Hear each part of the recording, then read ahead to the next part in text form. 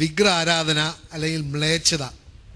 കാരണം ഇന്ന് ദൈവത്തിൻ്റെ ആ അനുഗ്രഹത്തിലേക്ക് പ്രവേശിക്കാൻ പറ്റാതെ ഒരവസ്ഥയുണ്ടെങ്കിൽ ഏറ്റവും പ്രധാനപ്പെട്ട കാര്യം എന്താണെന്ന് വെച്ചാൽ വിഗ്രഹാരാധനയാണ്. ദൈവത്തിന് നമ്മൾ കൊടുക്കേണ്ട സ്ഥാനം കൊടുക്കുന്നില്ല. ദൈവം നമ്മുടെ ഹൃദയങ്ങളാണ് ആഗ്രഹിക്കുന്നത്. നമ്മുടെ നേർച്ചയോ നമ്മുടെ കൂതാശകളോ അല്ലെങ്കിൽ നമ്മുടെ ബലികളോ ഒന്നുമല്ല ദൈവം ആഗ്രഹിക്കുന്നത്. ദൈവം നമ്മളിൽ നിന്ന് ആഗ്രഹിക്കുന്നത് ആ ഹൃദയമാണ്. ദൈവത്തിനെ സ്നേഹിക്കാനും ദൈവത്തിന് നമ്മളെ സ്നേഹിക്കാനും നമുക്ക് ദൈവത്തെ സ്നേഹിക്കാൻ പറ്റുന്ന ഒരു അവസരം അല്ലെങ്കിൽ ഒരു സാഹചര്യം, ഒരു എൻവയറമെൻറ്റ് ഓഫ് ലവ്, അങ്ങനെയുള്ളൊരു അവസ്ഥയാണ് ദൈവം ആഗ്രഹിക്കുന്നത്. പക്ഷെ അത് മുന്നോട്ട് പോകാതിരിക്കുന്ന അല്ലെങ്കിൽ അത് ദൈവത്തിന് ഇരിക്കുന്നതിൻ്റെ കാരണം ദൈവത്തിന് നമ്മൾ കൊടുക്കേണ്ട സ്ഥാനം കൊടുക്കുന്നില്ല. അതിനുപരി നമ്മൾ വിഗ്രഹങ്ങൾക്കും മനുഷ്യർക്കും മറ്റ് പല പല കാര്യങ്ങൾക്കുമാണ് ദൈവത്തിന് കൊടുക്കേണ്ട സ്ഥാനം കൊടുക്കുന്നത്. അതെങ്ങനെയാണ്? ദൈവം നമ്മളോട് വളരെ വ്യക്തമായിട്ട്, നമ്മൾ അവസാനം കേട്ട വചനം ഇതായിരുന്നു. 2 രാജാക്കന്മാർ 17-ാമത്തെ അധ്യായത്തിൽ നിന്ന് 15ഉം 16ഉം വചനങ്ങൾ വായിച്ചു. അവിടെ ദൈവം കൽപ്പിക്കുകയാണ്. അത് നമ്മൾ ദൈവത്തിൻ്റെ ജനത്തെ ആ ദൈവത്തിൻ്റെ വാഗ്ദാനം പൂർത്തീകരിക്കുവാൻ വേണ്ടി ആ വാഗ്ദാന ദേശത്തേക്ക് കൊണ്ടുപോവുകയും അവിടെ ദൈവത്തിൻ്റെ അത്ഭുതകരമായ കരത്താൽ അവിടെ ഉള്ളവരെയൊക്കെ തോൽപ്പിച്ച് ആ ദേശം കൈവശമാക്കുകയാണ്. പക്ഷേ ദൈവം പറയുകയാണ്, നിങ്ങൾ അവരുടെ ആരാധന രീതികളെക്കുറിച്ച് നിങ്ങൾ ചിന്തിക്കുക പോലും ചെയ്യരുത്. അത് അന്വേഷിക്കുകയോ അവരെങ്ങനെയാണ് അവരുടെ ദേവന്മാരെ ആരാധിച്ചതെന്ന് പോലും നിങ്ങൾ പോയി നോക്കരുത്. അതിനെക്കുറിച്ച് നിങ്ങൾ ആലോചിക്കുകയോ അതിനെക്കുറിച്ച് അറിയുവാൻ പോലും ശ്രമിക്കരുതെന്നാണ് പറയുന്നത്. പിന്നെയും ദൈവം പറയുന്നുണ്ട് വചനത്തിൽ, അങ്ങനെ ദൈവത്തിൻ്റെ ആ സ്നേഹത്തിൽ നിന്നും പരിപാലനത്തിൽ നിന്നും മാറിപ്പോയതിന് കാരണം ദൈവത്തെ മാറ്റിവെച്ചിട്ട് അവർ കാളക്കുട്ടികളെ ഉണ്ടാക്കി, പ്രതിമകളെ ഉണ്ടാക്കി, എന്നിട്ട് അതൊക്കെ ആരാധിക്കുകയാണ്. പ്രിയപ്പെട്ട, നമ്മൾ മനസ്സിലാക്കണം, ദൈവം സ്നേഹമാണ്. പക്ഷെ ദൈവത്തിൻ്റെ കൽപ്പനകൾ ലംഘിച്ചിട്ടുണ്ടെങ്കിൽ ദൈവത്തിൻ്റെ ശിക്ഷയ്ക്കും അർഹത വരും. നമുക്ക് ഇതിൽ come under the wrath of God. തീർച്ചയായിട്ടും സ്നേഹമാണ് എന്ന് പറഞ്ഞ് കൊണ്ട് നമ്മളെ കബളിപ്പിക്കരുത്. സ്നേഹമാണ്, തീർച്ചയായിട്ടും ദൈവം സ്നേഹമാണ്. അതുകൊണ്ടാണ് യേശു ക്രിസ്തു നമ്മൾക്ക് ഓരോരുത്തർക്കും വേണ്ടി മരിച്ചത്. പക്ഷെ നമ്മൾ ആ സ്നേഹത്തെ നിഷേധിക്കുമ്പോൾ ദൈവത്തിൻ്റെ സ്നേഹം ക്രോധമായിട്ട് മാറും. അതുകൊണ്ടാണ് അടുത്ത വചനം നമ്മൾ വായിക്കുകയാണെങ്കിൽ 2 രാജാക്കന്മാർ 17-ാമത്തെ അധ്യായം 20-ാമത്തെ വചനം എന്താണ് സംഭവിച്ചത്? അങ്ങനെ ദൈവത്തിൻ്റെ കൽപ്പനകൾ ലംഘിച്ച് ദൈവത്തെ നിഷേധിച്ച ഒരു ജനത്തെ ദൈവം എന്ത് ചെയ്തു? യൂദായും ദൈവമായ കർത്താവിൻ്റെ കൽപ്പനകൾ അനുസരിക്കാതെ ഇസ്രായേലിൻ്റെ ആചാരങ്ങളിൽ മുഴുകി. കർത്താവ് ഇസ്രായേലിൻ്റെ സന്തതികളെ ഉപേക്ഷിക്കുകയും ശിക്ഷിക്കുകയും കൊള്ളക്കാരുടെ കയ്യിൽ ഏൽപ്പിക്കുകയും തൻ്റെ മുമ്പിൽ നിന്ന് നിഷ്കാസനം ചെയ്യുകയും ചെയ്തു. അപ്പോൾ എന്തൊക്കെയാണ് അവിടെ സംഭവിച്ചത്? ദൈവത്തിൻ്റെ ശിക്ഷയായിട്ട് ഒന്ന്, ഹി റിജക്റ്റഡ് ദം. പിന്നെ മറ്റൊന്നാണ്, ഹി എഫ്ലിക്റ്റഡ് ദം. മൂന്നാമത് എന്താണ്? He delivered them to the plunderers. നാലാമത് എന്താണ്? He threw them out of his sight. ഈ 4 കാര്യങ്ങളാണ് ദൈവത്തിൻ്റെ കൽപ്പന ലംഘിച്ചതുകൊണ്ട് സംഭവിച്ചത്. നോക്കുകയാണെങ്കിൽ റിജക്റ്റ് എന്ന് പറഞ്ഞാൽ ദൈവം ആ ബന്ധം ഇനി മുതൽ ആ സ്നേഹബന്ധത്തിന് അർഹതയില്ല. പാപം ചെയ്തപ്പോൾ നമുക്കറിയാം, ഈദാൻ തോട്ടത്തിൽ ആദവും ഹവ്വയും ദൈവവുമായിട്ടുള്ള ബന്ധം വിച്ഛേദിച്ചു പോയി. അവർക്ക് ഒരു നോക്കുകയാണെങ്കിൽ ആത്മീയ ഒരു മരണമാണ് സംഭവിച്ചത്. അങ്ങനെ ദൈവത്തിൻ്റെ പ്ലാനും പദ്ധതിയിൽ നിന്ന് അവരെ മാറ്റി നിർത്തി. അങ്ങനെ മാറ്റി നിർത്തി ദൈവത്തിൻ്റെ ശാപത്തിൻ്റെ അടി വന്നപ്പോൾ ദൈവത്തിൻ്റെ അനുഗ്രഹത്തിന് പകരം ദൈവത്തിൻ്റെ ശാപത്തിൻ്റെ ഇൻഹെറിറ്റേഴ്സായി, അവകാശികളായി. ദൈവത്തിൻ്റെ മക്കൾ എന്ന നിലയ്ക്ക് ദൈവത്തിൻ്റെ അനുഗ്രഹങ്ങളുടെ അവകാശികളായിരുന്നു, അല്ലേ? പക്ഷെ ദൈവത്തിൽ നിന്ന് അകന്നുപോയി, ദൈവവുമായിട്ട് ശത്രുത വന്നപ്പോൾ എന്തിൻ്റെ അവകാശിയായി? ദൈവത്തിൻ്റെ ശാപത്തിൻ്റെ അവകാശികളായി. അങ്ങനെ അവകാശികളായിട്ട് പിന്നെ ദൈവവുമായിട്ടൊരു ബന്ധമില്ലാതെ ദൈവം വിട്ടുകൊടുത്തു. ആൻഡ് ദൈവ പ്ലണ്ടേഡ് മാത്രമല്ല, അവർ ദൈവത്തിൻ്റെ സാന്നിധ്യത്തിൽ നിന്ന് അവർ മാറ്റിപ്പോയി. എങ്ങനെയാണ് പ്ലണ്ടേഡ് ആകുന്നത്? ഒരു ക്യാപ്റ്റിവിറ്റിയിലോട്ട് പോവുക. നമുക്കറിയാം, ആ സാഹചര്യത്തിൽ 2 രാജാക്കന്മാർ 17-ാമത്തെ വചനത്തിൽ അധ്യായത്തിൽ വായിക്കുമ്പോൾ ആ ദൈവം വിട്ടുകൊടുത്തിട്ട് എന്ത് സംഭവിച്ചു? അവർ അസേരിയ രാജാവ് അവരെ കൊണ്ടുപോയി, അല്ലേ? ബാബിലോണിലേക്ക് പ്രവാസകാലമായിട്ട് അവരെ കൊണ്ടുപോയി. പക്ഷേ ഇന്ന് പ്രിയപ്പെട്ടവർ, നമ്മൾ മനസ്സിലാക്കണം, നമ്മൾ ബാബിലോണിലോട്ടൊന്നുമല്ല പോകുന്നത്, നമ്മൾ സാത്താൻ്റെ പിടിയിലേക്ക് പോവുകയാണ്. ദൈവത്തെ നിഷേധിച്ചിട്ടുണ്ടെങ്കിൽ ദൈവം he will let you go to captivity and they will plunder you. കാരണം നമുക്കറിയാം, യോഹന്നാൻ്റെ സുവിശേഷം 10-ാമത്തെ അധ്യായം 10-ാമത്തെ വചനം പറയുന്നത്, അവൻ വരുന്നത് എന്തിനാണ്? കക്കുവാനും കൊല്ലുവാനും നശിപ്പിക്കുവാൻ വേണ്ടിയാണ്. അങ്ങനെ നമ്മുടെ ജീവിതത്തിൽ ഒരു വലിയൊരു നഷ്ടമുണ്ടാകാൻ പോവുകയാണ്. എന്തുകൊണ്ട്? നമ്മൾ ദൈവത്തിൻ്റെ കർത്തൃത്വത്തിൽ നിൽക്കാതെയും യേശുവിനെ സ്വന്തമാക്കാതെയും ഇരിക്കുന്നത് കൊണ്ട്. അങ്ങനെ വരുമ്പോൾ എന്താണ്? ദൈവത്തിൻ്റെ സാന്നിധ്യത്തിൽ നിന്ന് നമ്മൾ പുറന്തള്ളപ്പെട്ടു പോവുകയാണ്. പക്ഷെ നമുക്കറിയാം സങ്കീർത്തനം 91-ാമത്തെ വചനം, അധ്യായം 1-ാമത്തെ വചനം പറയാ, he who dwells in the shadow of the almighty എന്നാണ് പറയുന്നത്. ദൈവത്തിന്റെ സംരക്ഷണത്തെ, അത്യുന്നതന്റെ സിസ്റ്റം വായിക്കാവോ? അത്യുന്നതന്റെ സംരക്ഷണത്തിൽ വസിക്കുന്നവനും സർവശക്തന്റെ തണലിൽ കഴിയുന്നവനും. അങ്ങനെ ദൈവത്തിന്റെ പ്രൊട്ടക്ഷൻ ആയിരുന്നു. ദൈവത്തിന്റെ സ്വന്തമായ ജനത്തിന്, ദൈവത്തെ ആരാധിക്കുകയും സ്നേഹിക്കുകയും ചെയ്യുന്ന ഒരു ജനത്തിന് ദൈവത്തിന്റെ പ്രൊട്ടക്ഷനും പ്രൊവിഷനും ഉണ്ട്, ദൈവത്തിന്റെ സംരക്ഷണവും ഉണ്ട്. അതുപോലെ തന്നെ ദൈവത്തിന്റെ പ്രൊവിഷൻ, ദാറ്റ് ഈസ് ദൈവം നമ്മളുടെ ആവശ്യങ്ങളെല്ലാം നേടിത്തരുന്നതാണ്. പക്ഷേ ഇവരെ എന്ത് ചെയ്തു? വിട്ടുകൊടുത്തു. അസീറിയ രാജാവിൻ്റെ കീഴിൽ അടിമത്തത്തിനായിട്ട് ദൈവൻ്റെ ഒരു ക്യാപ്റ്റിവിറ്റി ഇൻ ടു ബാബിലോൺ. അതുകൊണ്ടാണ് മനസ്സിലാക്കണം പ്രിയപ്പെട്ടവരെ, നമ്മൾ ദൈവത്തെ നിഷേധിക്കുകയാണെങ്കിൽ തീർച്ചയായിട്ടും ദൈവത്തിൻ്റെ സാന്നിധ്യത്തിൽ നിന്ന് നമുക്ക് നിൽക്കാൻ പറ്റുകയില്ല. എങ്ങനെ നിഷേധിക്കുന്നത്? ദൈവം സർവശക്തനായ ദൈവം, പ്രപഞ്ചം മുഴുവൻ സൃഷ്ടിച്ച ദൈവം നമ്മളുടെ പിതാവാണ് എന്നും അങ്ങനെ നമ്മളെ സ്നേഹിക്കുകയും ചെയ്ത ദൈവത്തെ നമ്മൾ വേണ്ട എന്ന് പറഞ്ഞിട്ട് നമ്മൾ ആരെയാണ് സ്നേഹിക്കുന്നത്? ഇന്ന് പലവരും മൃഗങ്ങളെയും പക്ഷികളെയും ഒക്കെയാണ്, അല്ലെങ്കിൽ സൃഷ്ടിയെയാണ് ദൈവമായിട്ട് ആരാധിക്കുന്നത്. അല്ലെങ്കിൽ എന്താണ്, ചിലപ്പം സൂര്യനെയും ചന്ദ്രനെയും നക്ഷത്രത്തെയൊക്കെയാണ് ആരാധിക്കുന്നത്. അല്ലെങ്കിൽ വേറെ എന്താണ്, തീയെയും വെള്ളത്തെയൊക്കെയാണ് ആരാധിക്കുന്നത്. ചിലവരെന്താ ചെയ്യുന്നത്? ചില ദൈവത്തിൻ്റെ സംരക്ഷണത്തിന് കീഴിലാണ്. നമ്മൾ നേരത്തെ വായിച്ചു കേട്ടില്ലേ, you are under the shadow of the all mighty എന്ന് പറയുന്നതിന് പകരം അവരുടെ പ്രൊട്ടക്ഷൻ എവിടെ നിന്നാണ്? ചില സമയങ്ങളോ കാലങ്ങളോ ഒക്കെ ദിവസങ്ങളുടെ ഒക്കെ സംരക്ഷണത്തിന് കീഴിലാണ്. പിന്നെ മനുഷ്യൻ്റെ ചിന്താഗതി തന്നെ തെറ്റിപ്പോവുകയാണ്. അവൻ ദൈവത്തെ അറിയാത്ത ഒരവസ്ഥയിലേക്ക് പോവുകയാണ്. എന്നിട്ട് ദൈവം മനുഷ്യനെ സൃഷ്ടിച്ചത് ആരുടെ ഛായയിലാണ്? സൃഷ്ടാവായ ദൈവത്തിൻ്റെ ഛായയിലാണ് സൃഷ്ടിച്ചത്. പക്ഷെ മനുഷ്യൻ എന്താണ് ചെയ്യുന്നത്? അവൻ ആ സൃഷ്ടിയുടെ അടിമയായിട്ട് ജീവിക്കാൻ ആഗ്രഹിക്കുക. പ്രിയപ്പെട്ടവരെ, ഇതൊക്കെ ഭോഷത്വമാണ്. ദൈവം നമുക്കറിയാം, ഉൽപ്പത്തി പുസ്തകത്തിൽ വളരെ വ്യക്തമായിട്ട് പറഞ്ഞിട്ടുണ്ട്. ഈ ലോകം മുഴുവൻ സൃഷ്ടിച്ചു കഴിഞ്ഞിട്ട് പറഞ്ഞു, you have dominion over everything. എല്ലാത്തിൻ്റെ മുകളിൽ ആധിപത്യം പുലർത്താനാണ് ദൈവം നമ്മളെ സൃഷ്ടിച്ചത്. അല്ലാതെ മൃഗങ്ങളെ ആരാധിക്കാനും ഒന്നുമല്ല, അല്ലെങ്കിൽ ആകാശത്തുള്ള ഗോളങ്ങളെ ആരാധിക്കാനല്ല, അല്ലെങ്കിൽ ദൈവം നമ്മുടെ ആവശ്യത്തിന് വേണ്ടി തന്ന വെള്ളവും തീയെയും ആരാധിക്കാനല്ല. അതൊക്കെ നമ്മളുടെ ആവശ്യത്തിന് വേണ്ടിയാണ് ദൈവം സൃഷ്ടിച്ചത്. സൂര്യൻ സൃഷ്ടിച്ചത് നമുക്ക് വെളിച്ചം തരാൻ വേണ്ടിയാണ്. വെള്ളം തന്നത് നമുക്ക് കുടിക്കാൻ വേണ്ടിയാണ്. അല്ലെങ്കിൽ തീ തന്നത് നമുക്ക് പാചകം ചെയ്യാൻ വേണ്ടി, അല്ലെങ്കിൽ നമുക്ക് തണുപ്പുള്ളപ്പോൾ നമുക്ക് ചൂട് കിട്ടാൻ വേണ്ടിയാണ്. അല്ല, അതിനെയൊന്നും ആരാധിക്കാനല്ല. മൃഗങ്ങളെ സൃഷ്ടിച്ചത് നമ്മുടെ ആവശ്യത്തിന് വേണ്ടിയാണ്, അല്ലാതെ അതിനെ ആരാധിക്കാനല്ല പ്രിയപ്പെട്ടവരെ. അങ്ങനെ ചെയ്യുമ്പോഴാണ് ദൈവത്തിൻ്റെ he hates idolatry. പ്രിയപ്പെട്ടവരെ, ഏറ്റവും വലിയ പാപം ദൈവം വെറുക്കുന്നത് വിഗ്രഹാരാധന, മ്ലേച്ഛതയാണ്. മനുഷ്യന് സ്വാഭാവികമായിട്ട് മറ്റു കുറ്റങ്ങളൊക്കെ ചെയ്യുമായിരിക്കും, നുണ പറയുമായിരിക്കും, കക്കുമായിരിക്കും. അതൊക്കെ ദൈവത്തിൻ്റെ ലെവൽ, ആ പാപത്തിൻ്റെ ലെവൽ നോക്കുകയാണെങ്കിൽ എല്ലാം അടിയിലാണ്. ഏറ്റവും വെറുക്കുന്നത് വിഗ്രഹാരാധന. കാരണം എന്താണ്? That is idolatry, is adultery. വ്യഭിചാരമാണ്. ഒരു ഭാര്യ ഭർത്താവ് തമ്മിലുള്ളൊരു ബന്ധത്തിൽ ഭാര്യയ്ക്ക് ചിലപ്പം ഓർമ്മക്കേട് കാണുമായിരിക്കും, അങ്ങനെ പല പല കുറ്റങ്ങളുണ്ടായിരിക്കും. അതൊക്കെ ഭർത്താവ് സമ്മതിക്കും, അല്ലെങ്കിൽ അതൊക്കെ കണ്ണടച്ച് മറന്നു കളയും. പക്ഷേ ഭാര്യ അല്ലെങ്കിൽ ഭർത്താവ് വ്യഭിചാരം ചെയ്തിട്ടുണ്ടെങ്കിൽ അത് താങ്ങി നിൽക്കാൻ വലിയ പ്രയാസമാണ് പ്രിയപ്പെട്ടവരെ. കാരണം നമ്മൾ മനസ്സിലാക്കേണ്ട കാര്യമുണ്ട്. ദൈവത്തിൻ്റെ വചനം തന്നെ പറയുന്നുണ്ട്, ഒരു ഭാര്യ ഒരു പുരുഷൻ ഒരു സ്ത്രീയെ വിവാഹം ചെയ്തിട്ട് ഒരു സാഹചര്യത്തിലും അവർ തമ്മിൽ വിവാഹമോചനം ഉണ്ടാകരുത്, എക്സെപ്റ്റ് ഫോർ അഡൾട്ടറി. വ്യഭിചാരത്തിന് മാത്രമേ ദൈവം ആ കൽപ്പനയ്ക്ക് ഒരു ലംഘനം. That shows how much God hates adultery. പ്രിയപ്പെട്ടവരെ, ഇന്ന് നമ്മൾ വേറൊരു ദൈവത്തെ ആരാധിക്കുകയാണെങ്കിൽ അത് ആത്മീയ വ്യഭിചാരമാണ്. അത് ദൈവത്തിന് സഹിക്കാൻ പറ്റുകയില്ല.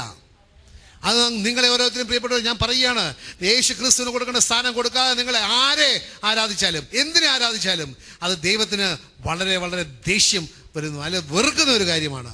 അതിൻ്റെ ശിക്ഷ ആത്മീയ മരണം തന്നെയായിരിക്കും.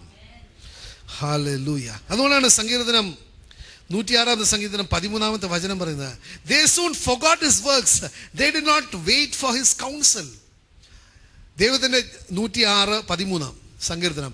അവര് അത്ഭുതകരമായ ദൈവത്തിൻ്റെ കരത്താൽ ഈജിപ്റ്റ് ആ ബന്ധനത്തിൽ നിന്നും ആ ശാപത്തിൽ നിന്നുമൊക്കെ ദൈവം മോചിപ്പിച്ച് ദൈവം വാഗ്ദാനം ചെയ്ത തേനും പാലും ഒഴുകുന്ന ആ സ്ഥലത്തേക്കൊക്കെ കൊണ്ടുവന്നു. ആ വരുന്ന വഴിയിൽ എന്തുമാത്രം ദൈവത്തിൻ്റെ കരം അവർ അനുഭവിച്ചു, ദൈവത്തിൻ്റെ അനുഗ്രഹങ്ങളും സ്നേഹവും എന്തുമാത്രം, ദൈവത്തിൻ്റെ പരിപാലനയൊക്കെ എന്തുമാത്രം അവർ അനുഭവിച്ച് അറിഞ്ഞതാണ്. പക്ഷെ അതെല്ലാം മറക്കുകയാണ്. പ്രിയപ്പെട്ടവരെ, നമ്മളുടെ ജീവിതത്തിൽ ദൈവത്തിൻ്റെ അനുഗ്രഹവും എന്തുമാത്രം അനുഭവിച്ചവരാണ്, എന്തുമാത്രം ആ ദൈവത്തിൻ്റെ പരിപാലനയും സംരക്ഷണവും ഒക്കെ അനുഭവിച്ച വ്യക്തികളാണ്. എന്നിട്ടും നമ്മൾ കൊടുക്കുന്ന മഹത്വം ദൈവത്തിന് കൊടുക്കാതെ മനുഷ്യനും വിഗ്രഹങ്ങൾക്കുമാണ് കൊടുക്കുന്നത്. ദൈവത്തിന് ഒരിക്കലും ടോളറേറ്റ് ചെയ്യാൻ പറ്റാത്തതാണ്. ദൈവം അത് സഹിക്കുകയില്ല. പ്രിയപ്പെട്ടവരെ, ഒന്ന് വായിച്ചേ. എങ്കിലും അവർ അവിടുത്തെ പ്രവൃത്തികൾ വേഗം മറന്നു കളഞ്ഞു, അവിടുത്തെ ഉപദേശം തേടിയതുമില്ല. ആരുടെ ഉപദേശം എന്ന് തേടുന്നത്? ഇത് മനുഷ്യരുടെ ഉപദേശം തേടുന്നത്. ആരോട് പ്രാർത്ഥിച്ചാൽ എന്ത് കിട്ടും? ഓരോരുത്തർക്കും ചില സ്പെഷ്യാലിറ്റി ഉണ്ട്. ഇന്ന ആളോട് പ്രാർത്ഥിച്ചാൽ നഷ്ടപ്പെട്ട വസ്തു കിട്ടും, ഇന്ന ആളോട് പ്രാർത്ഥിച്ചാൽ എനിക്ക് പാമ്പ് കടിയിൽ നിന്ന് മോചനം കിട്ടും, ഇന്ന ആളോട് പ്രാർത്ഥിച്ചാൽ എനിക്ക് അത് കിട്ടും, ഇത് കിട്ടും. ഡോക്ടർമാർ ഓരോ സ്പെഷ്യാലിറ്റി പോലെ, ഹാർട്ട് സ്പെഷ്യലിസ്റ്റ് ഉണ്ട്, ബോൺ സ്പെഷ്യലിസ്റ്റ് ഉണ്ട്, ലങ് സ്പെഷ്യലിസ്റ്റ് ഉണ്ട്, തലയുടെ സ്പെഷ്യലിസ്റ്റ് ഉണ്ട്. അങ്ങനെ ഓരോരുത്തരും പോലെ പല വ്യക്തികളും സ്പെഷ്യലിസ്റ്റാണ്. പ്രിയപ്പെട്ടവരെ, നിങ്ങൾ മനസ്സിലാക്കണം, ആ സ്പെഷ്യലിസ്റ്റിനെ ക്രിയേറ്റ് ചെയ്ത ഒരു സ്പെഷ്യലിസ്റ്റ് ഉണ്ട്. അവന്റെ പേരാണ് ദൈവം, യേശു ക്രിസ്തു. ഹല്ലേലൂയ. ആ യേശുവിനെയാണ് ആരാധിക്കേണ്ടത്. ആർക്കും നമ്മളെ അനുഗ്രഹിക്കാൻ പറ്റിയല്ല, യേശു ക്രിസ്തുവിന് മാത്രം. കാരണം അവനാണ് അനുഗ്രഹത്തിന്റെ ഉറവിടം, ജീവന്റെ ഉറവിടം, രക്ഷയുടെ ഉറവിടം. നിങ്ങൾ എന്താണ് തേടുന്നത്? അതിന്റെ ഉറവിടം യേശു ക്രിസ്തുവാണ്. ഹല്ലേലൂയ. കാരണം മനുഷ്യനെപ്പോഴും താൽക്കാലികമായ ചില നേട്ടത്തിനെ നോക്കുന്നുള്ളൂ. അവൻ ശാശ്വതമായതിനെ കാണുന്നില്ല. കാരണം എന്താണ്? അവന്റെ ആത്മീയ കണ്ണുകൾ അടഞ്ഞിരിക്കുക, കണ്ണ് പൊട്ടിയിരിക്കുക. പ്രിയപ്പെട്ടവരെ, ഇന്ന് നമ്മൾ ഏറ്റവും കൂടുതൽ പ്രാർത്ഥിക്കേണ്ടത് നമ്മുടെ കണ്ണുകൾ തുറക്കണമേ, നിന്നെ കാണുവാൻ. യേശുവിനെ കാണുവത്തക്ക വിധം നമ്മുടെ കണ്ണുകൾ തുറക്കണമേ. യേശുവിനെ സ്നേഹിക്കത്തക്ക വിധം നമ്മുടെ ഹൃദയങ്ങൾ തുറക്കണമേ. ഇതായിരിക്കണം നമ്മുടെ പ്രാർത്ഥന. അല്ല എൻ്റെ കാലുവേദന പോകണമെന്നോ, എൻ്റെ മുട്ടുവേദന പോകണമെന്നോ, എൻ്റെ തലവേദന പോകണമെന്നോ അല്ല. ആ യേശുവിനെ കാണുക, യേശുവിനെ അനുഭവിക്കാൻ പറ്റുമ്പോൾ നിന്റെ കാലുവേദനയും പോകും, മുട്ടുവേദനയും പോകും, ഹൃദയരോഗം എല്ലാം പോകും.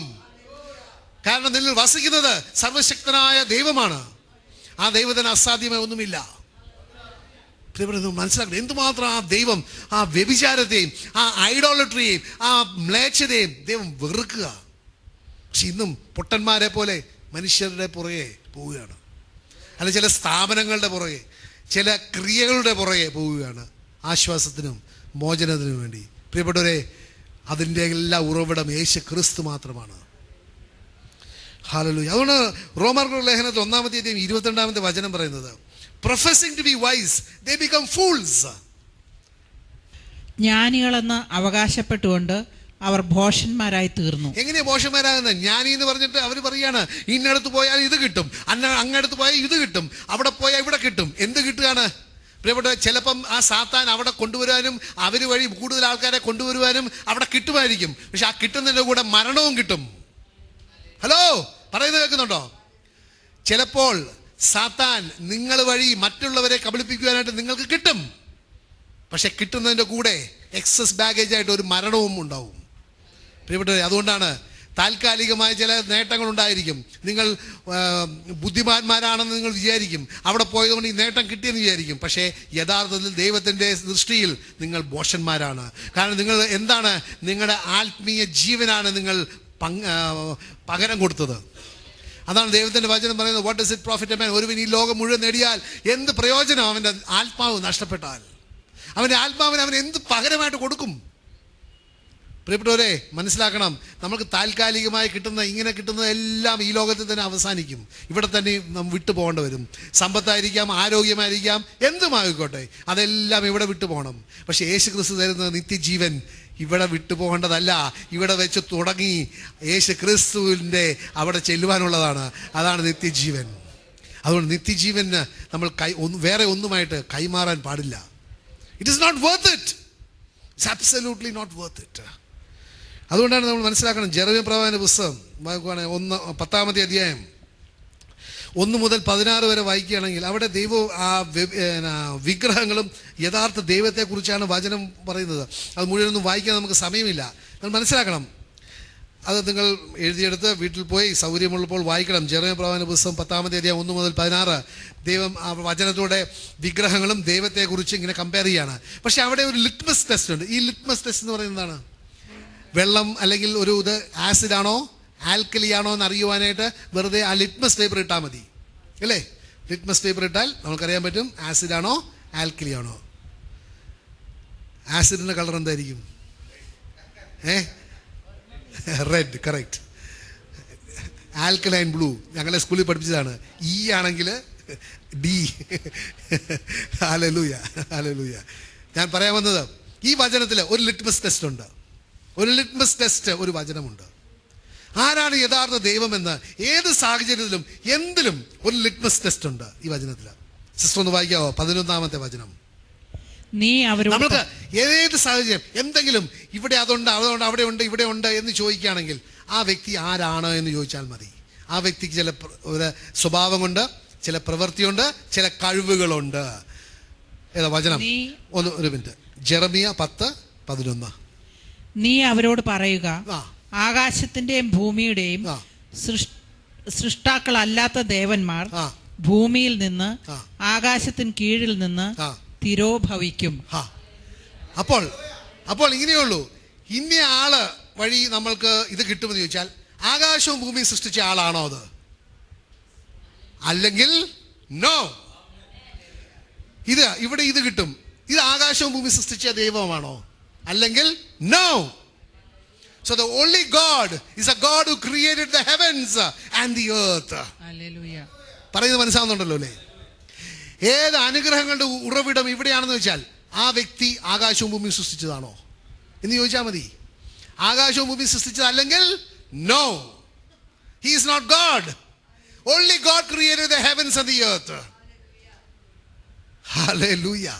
That's a litmus test. യഥാർത്ഥ ദൈവത്തെ അറിയുവാൻ വേണ്ടി. 1 Corinthians 1:18 വചനം.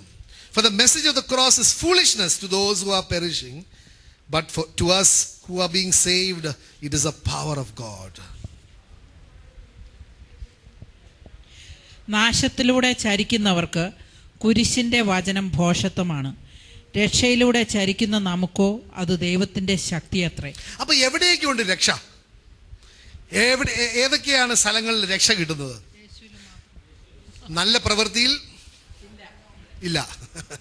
കുറെ നല്ല നല്ല എന്നാ പറയുന്നത്, വളരെ ആരാധനക്രമങ്ങളിൽ, പിന്നെ ഹോളിനെസ് എന്ന വളരെ വളരെ പരിശുദ്ധമായ ഒരു ജീവിതം നയിക്കുക, അവിടെ ഉണ്ടോ? ഇല്ല.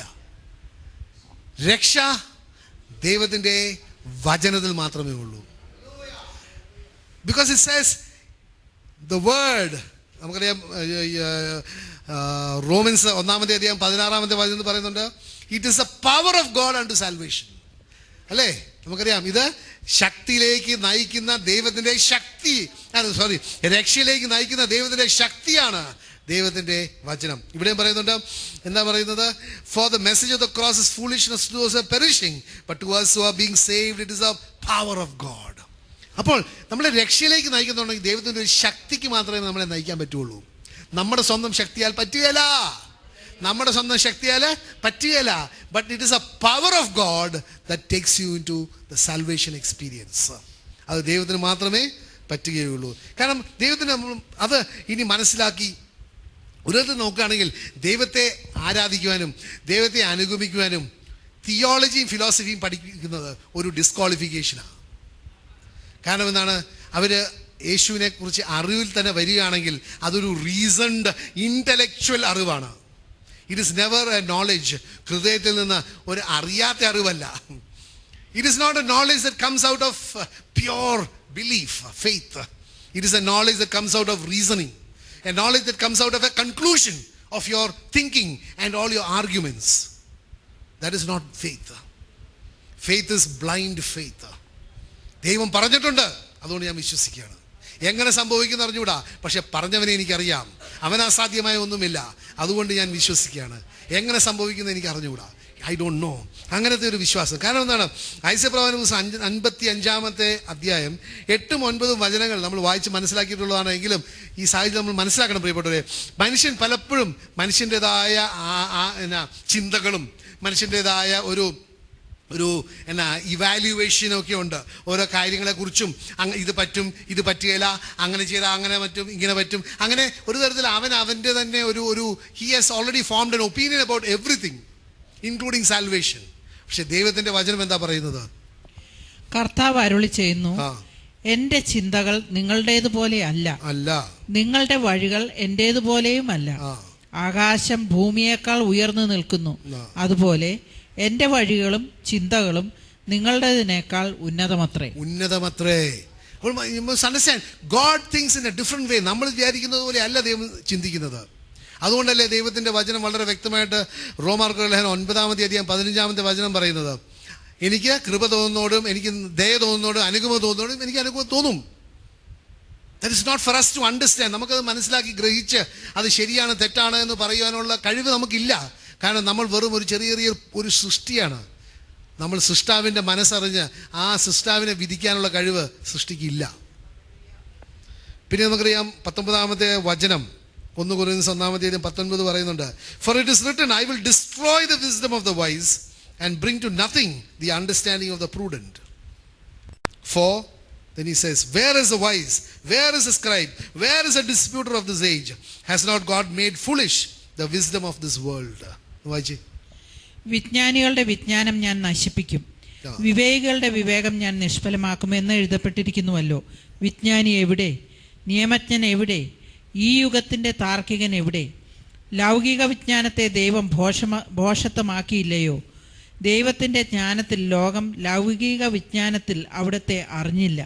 തന്മൂലം വിശ്വസിക്കുന്നവരെ സുവിശേഷ പ്രസംഗത്തിൻ്റെ ഭോഷത്വം വഴി രക്ഷിക്കാൻ അവിടുന്ന് തിരുമനസ്സായി. മതി. അപ്പോൾ നമ്മൾ മനസ്സിലാക്കേണ്ട വലിയ സത്യം ഇതാണ്. രക്ഷ എന്താണെന്നും എങ്ങനെ രക്ഷപ്പെടും, ആരാണ് ദൈവത്തിന് പ്രീതികരമായ വ്യക്തി എന്നുള്ളതൊക്കെ മനുഷ്യനല്ല തീരുമാനിക്കേണ്ടത്. ഹലോ, കാരണം മനുഷ്യൻ അങ്ങനെ ചിന്തിച്ചു തുടങ്ങിയാൽ പിന്നെ അതിൽ നിന്നുള്ള ഭോഷത്തിൽ നിന്ന് ഇങ്ങനെ മൾട്ടിപ്ലയർ എഫക്റ്റ് ആയിട്ടാണ്. ഇന്ന വ്യക്തി ഒരു നല്ല വ്യക്തിയാണ്, ദൈവത്തിന് പ്രീതികര വ്യക്തിയാണ്, ഇന്നിപ്പം ദൈവത്തോട് കൂടിയാണ് എന്ന് മനുഷ്യൻ ഭോഷത്താൽ, അവൻ്റെ വിജ്ഞാനമാണ് എന്ന് വിചാരിച്ച് ഭോഷത്താൽ വെച്ച് കഴിഞ്ഞാൽ പിന്നെ അയാളെ ഒരു പെഡസ്റ്റലിൽ വെച്ച് കഴിഞ്ഞിട്ട് പിന്നെ ആ വ്യക്തിയെ ആരാധിക്കാൻ തുടങ്ങും. അപ്പം ആദ്യം അയാളെ പെഡസ്റ്റലിൽ വെച്ചത് തന്നെ ഒരു ഭോഷത്വമാണ്. പിന്നെ ആ വേറെ വ്യക്തികളെ കൊണ്ട് ആരാധിക്കുന്നത് ആ ഭോഷത്വത്തിൻ്റെ ഫലമായിട്ട് ഭോഷത്വത്തിന് മുകൾ ഭോഷത്വമായി വരികയാണ്. അങ്ങനെ പ്രിയപ്പെട്ടവർ മനസ്സിലാക്കണം, മാൻസ് ഫോളി ഗോസ് ഫ്രം ഒരു മൾട്ടിപ്ലയർ ഇഫക്റ്റ് വരികയാണ്. ഈ goes from foolishness to foolishness. പക്ഷെ നമ്മൾ മനസ്സിലാക്കേണ്ട സത്യം ഇതാണ്, ആ ദൈവത്തെ പൂർണ്ണമായിട്ട് നമ്മൾ സ്നേഹിക്കുകയാണെങ്കിൽ നമ്മൾക്ക് വേറെ ഒരു വ്യക്തിയും ആരാധിക്കേണ്ട ആവശ്യമില്ല. നമ്മൾ സർവശക്തനായ പ്രപഞ്ചം മുഴുവൻ സൃഷ്ടിച്ച നമ്മുടെ പിതാവായ ദൈവത്തെയും നമ്മളുടെ സഹോദരനായ യേശു ക്രിസ്തുവിനെയും നമ്മുടെ സഹായകനായ പരിശുദ്ധാത്മാവിനെയും ആരാധിച്ചാൽ മാത്രം മതി. നമുക്ക് വേറെ ആരെയും ആവശ്യമില്ല. There is no need for anyone else. വേറെ ഒരു വ്യക്തിയെയും ഒരു മൃഗത്തെയോ ഒരു വ്യക്തിയെയോ ഒരു സ്ഥാപനത്തെയോ ഒരു വസ്തുവിനെയോ ഒന്നിനെയും ആവശ്യമില്ല. യേശു ക്രിസ്തുവിനെ മാത്രം മതി. Because he is the one who saved us. അതുകൊണ്ടാണ് 1 കൊരിന്ത്യർ 3-ാമത്തെ അധ്യായം 18 മുതൽ 23 വരെ വചനങ്ങൾ വായിക്കുകയാണെങ്കിൽ അവിടെ വളരെ വ്യക്തമായിട്ട് പറയുന്നുണ്ട് എന്താണ് യഥാർത്ഥത്തിലുള്ള ജ്ഞാനം. നമ്മൾക്ക് ദൈവത്തിൻ്റെ വചനം പറയുന്നത് the fear of the Lord is the beginning of wisdom. അപ്പം ജ്ഞാനത്തിൻ്റെ ഉറവിടം ദൈവഭയമാണ്. അവിടെ പറയുന്നുണ്ട് ലൗകിക ജ്ഞാനത്തെ നമ്മൾ അവോയ്ഡ്, നമ്മൾ ഉപേക്ഷിക്കണം എന്ന്. കാരണം അത് നാശത്തിലേക്കും മരണത്തിലേക്കും മാത്രമേ നമ്മളെ നയിക്കുകയുള്ളൂ. ഒരു വചനം വായിച്ചു കേൾക്കാം, 18-ാമത്തെ വചനം ഒന്ന് വായിക്കാം. ആരും ആത്മവഞ്ചന ചെയ്യാതിരിക്കട്ടെ. ആരെങ്കിലും ഈ ലോകത്തിൽ ജ്ഞാനി എന്ന് വിചാരിക്കുന്ന പക്ഷം യഥാർത്ഥ ജ്ഞാനിയെ ആകേണ്ടതിന് തന്നെ ഭോഷനാക്കട്ടെ. അപ്പൊ ഇവിടെ ദൈവം ഒരു സ്പിരിച്വൽ പ്രിൻസിപ്പിൾ പറയുകയാണ്, യഥാർത്ഥ ജ്ഞാനിയാകുവാൻ വേണ്ടി അവൻ തന്നെ ഭോഷനാക്കട്ടെ. തന്നെ ആരുടെ ദൃഷ്ടിയിൽ? ലോകത്തിന്റെ ദൃഷ്ടിയിൽ ഭോഷനാകട്ടെ. എങ്കിൽ മാത്രമേ യഥാർത്ഥ ജ്ഞാനത്തിലേക്ക് പ്രവേശിക്കാൻ പറ്റുകയുള്ളൂ. അങ്ങനെ പറഞ്ഞിട്ടുണ്ടെങ്കിൽ വളരെ വ്യക്തമായിട്ട് നമുക്കറിയാം, ആത്മീയ ജ്ഞാനവും ലൗകിക ജ്ഞാനവും തമ്മിൽ വിപരീതമായതാണ്. It is opposite to each other. അതുകൊണ്ടാണ് 2 കൊരിന്ത്യർ 12-ാമത്തെ അധ്യായം 9-10 വചനങ്ങളിൽ വളരെ വ്യക്തമായിട്ട് പറയുന്നുണ്ട്, ഞാൻ ബലഹീനനാവുമ്പോൾ ഞാൻ ശക്തനാണ്. കാരണം എന്താണ്? ഞാൻ എൻ്റെ ബലഹീനതയിൽ ശക്തനായ യേശു എന്നിൽ പ്രവർത്തിക്കുന്നുണ്ട്. അതുപോലെ തന്നെ ഞാൻ ലോകത്തിൻ്റെ ദൃഷ്ടിയിൽ ഭോഷനാകുമ്പോൾ ആത്മീയ ജ്ഞാനമുള്ള ആ ദൈവം എന്നിൽ വസിക്കുന്നുണ്ട്, എന്നിൽ പ്രവർത്തിക്കുന്നുണ്ട്. അപ്പോൾ ഞാൻ പ്രവർത്തിക്കുന്നത് എൻ്റെ ജ്ഞാനത്തിലല്ല, അതിനുപരി യേശു ക്രിസ്തുവിൻ്റെ ജ്ഞാനത്തിലാണ്. നമുക്കറിയാം, അങ്ങനെ ലൗകിക ജ്ഞാനത്തിൽ പോകുന്ന വ്യക്തികൾ എന്താണ് അവരിൽ സംഭവിക്കുക? റോമൻസ് 1:23 വളരെ വ്യക്തമായിട്ട് പറയുന്നുണ്ട് അവരിൽ എന്താണ് സംഭവിക്കുന്നത് എന്നുള്ളത്. Romans 1:23 and change the glory of the incorruptible God into an image made like corruptible man and birds and four-footed animals and creeping things. അവർ അനശ്വരമായ ദൈവത്തിൻ്റെ മഹത്വം നശ്വരനായ മനുഷ്യൻ്റെയോ പക്ഷികളുടെയോ മൃഗങ്ങളുടെയോ ഇഴജന്തുക്കളുടെയോ സാദൃശ്യമുള്ള വിഗ്രഹങ്ങൾക്ക് കൈമാറി. ഇത് നമ്മൾ എല്ലായിടത്തും കാണുന്നതാണ്. ഇതിപ്പോൾ നമുക്ക് ഒളിച്ചു വെക്കേണ്ട ഒരു രഹസ്യമൊന്നുമല്ല പ്രിയപ്പെട്ടവരെ. ഇന്ന് ഞാൻ ആരെയും കുറ്റപ്പെടുത്തുക, ഞാൻ ആർക്കും ഒരു ഇടർച്ച ഉണ്ടാകാനുള്ള കാര്യമല്ല പറയുന്നത്. പക്ഷേ നമ്മൾ മനസ്സിലാക്കണം, ഈ അവസാന ദിവസം നമ്മൾ ഒരു ന്യായസിംഹാസനത്തിന് മുമ്പിൽ നിൽക്കണം. തീർച്ചയായിട്ടും മരണം കഴിഞ്ഞ് ഹെബ്രായർക്കുള്ള ലേഖനം വളരെ വ്യക്തമായിട്ട് പറയുന്നുണ്ട്, ഒരുവൻ ഒരിക്കൽ മരിക്കണം. അത് കഴിഞ്ഞിട്ട് എന്താണ്? വിധിയാണുള്ളത്. ആ വിധിക്കുന്നത് വചനമായിരിക്കും നമ്മളെ വിധിക്കുന്നത്. അപ്പോൾ നമ്മൾ വചനം അനുസരിച്ച് വചനം എന്താണ് എന്ന് പറയുന്നത് മനസ്സിലാക്കേണ്ടത് വളരെ പ്രധാനപ്പെട്ട ഒരു കാര്യമാണ്. അപ്പോൾ ഞാനീ പറയുന്നത് നിങ്ങൾക്ക് നിങ്ങളെ ദേഷ്യപ്പെടുത്താനോ അല്ലെങ്കിൽ നിങ്ങൾക്ക് ഒരു ഇടർച്ച ഉണ്ടാകാനോ ഒന്നുമല്ല. പക്ഷെ ഞാൻ നിങ്ങളോട് സംസാരിക്കുന്നത് എല്ലാം ദൈവത്തിൻ്റെ വചനത്തിൽ നിന്നാണ്. ദൈവത്തിൻ്റെ വചനത്തിൽ നിന്നാണെങ്കിൽ അത് ദൈവത്തിൻ്റെ ആഗ്രഹമാണ്, ദൈവത്തിൻ്റെ ഹൃദയത്തിൽ നിന്ന് വരുന്ന ആഗ്രഹങ്ങളാണ് പ്രിയപ്പെട്ടവർ നിങ്ങളുമായിട്ട് പങ്കുവയ്ക്കുന്നത്. അവിടെ പറയുന്നതാണ്, ദൈവത്തിൻ്റെ മഹത്വം ആരുമായിട്ട് കൈമാറി? ഒരു മൃഗമായിട്ട് കൈമാറി, അല്ലെങ്കിൽ ഒരു പ്രതിമയായിട്ട് കൈമാറി, അല്ലെങ്കിൽ ഒരു ഇരജന്തുവായിട്ട് കൈമാറി, അല്ലെങ്കിൽ ഒരു പറവയായിട്ട് കൈമാറി. ദൈവത്തിന് കൊടുക്കേണ്ട മഹത്വം കൊടുക്കാത്ത ഒരു അവസ്ഥയിൽ വരികയാണ്. കാരണം അത് കാരണം എന്താണെന്ന് മനസ്സിലാക്കണം. നമ്മൾ ആ സൃഷ്ടാവിനെ ആരാധിക്കുന്നതിന് പകരം സൃഷ്ടിയെ ആരാധിക്കുകയാണ്. സൃഷ്ടിയെ ആരാധിക്കുകയാണ്. അങ്ങനെ ചെയ്യുമ്പോൾ ഒരു തരത്തിൽ നോക്കുകയാണെങ്കിൽ നമ്മളുടെ തന്നെ ഐഡന്റിറ്റി മറന്നു പോവുകയാണ്. നമ്മളുടെ തന്നെ ഐഡന്റിറ്റി എന്ന വ്യക്തിത്വം, നമ്മുടെ തന്നെ വ്യക്തിത്വത്തെക്കുറിച്ച് നമുക്ക് ഒരു അറിവില്ലായ്മ വരികയാണ്. കാരണം സൃഷ്ടിയിൽ നമുക്കറിയാം, ഉൽപ്പത്തി പുസ്തകത്തിൽ പറയുന്നുണ്ട്, ദൈവം നമ്മളെ ദൈവത്തിൻ്റെ ഛായയിലും സാദൃശ്യത്തിലുമാണ് സൃഷ്ടിച്ചത്. അപ്പം ദൈവം നമ്മളെ ഒരു തരത്തിൽ നോക്കുകയാണെങ്കിൽ ആ സൃഷ്ടാവിൻ്റെ പോലെ തന്നെ ആകാൻ, കാരണം നമ്മൾ ദൈവത്തിൻ്റെ ഭവനത്തിലെ അംഗങ്ങളാണ്. പ്രിയപ്പെട്ടവരെ, ഞാൻ പറയുകയാണ്, നമ്മളെ സൃഷ്ടിച്ചത് ദൈവഭവനത്തിലെ അംഗങ്ങളായിട്ടാണ്, അല്ലാതെ മൃഗങ്ങളോ പർവ്വജന്തുക്കളോ അല്ലെങ്കിൽ ഇഴനാലികളോ പോലെ അല്ല. ദൈവം സൃഷ്ടിച്ചത് ദൈവഭവനത്തിലെ അംഗങ്ങളും ദൈവമായിട്ടൊരു സ്നേഹബന്ധം ഉണ്ടാകുവാൻ വേണ്ടിയാണ് ദൈവം നമ്മളെ ഓരോരുത്തരെയും, നിങ്ങളെയും കൂടെ